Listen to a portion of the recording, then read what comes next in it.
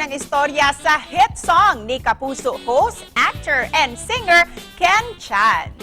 Mayong buntag, Ken, at welcome back ulit dito sa GMA Regional TV Live. Pakibati naman sa lahat ng mga kapuso natin. Good to be back. Thank you po for having me today. This morning, medyo na-miss ko, medyo matagal-tagal na po since nung last na interview niyo po sa akin. It's so good to have you once again, Ken. Ano-ano ba yung mga nagpapagising sa'yo araw-araw, Ken?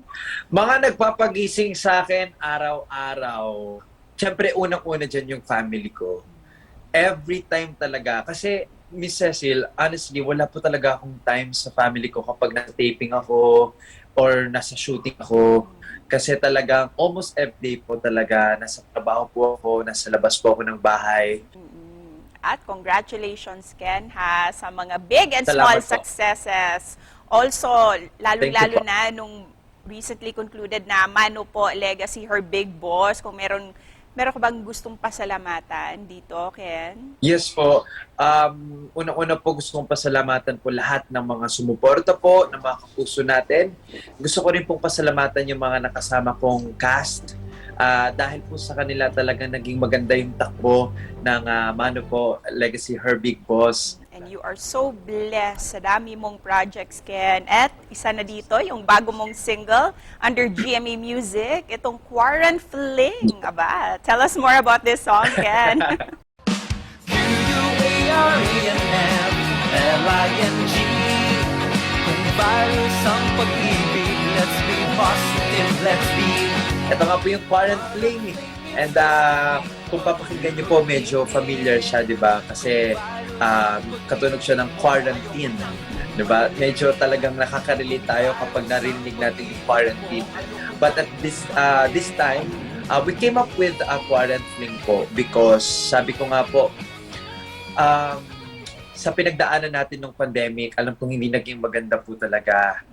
Talagang very sad yung nangyari sa atin, COVID-19. But sa kabila nun, may mga maganda at positive naman pong nangyari sa ating lahat, sa mga buhay natin. At napansin po kasi namin, karamihan sa mga tao during the pandemic, nagkaroon sila ng love life.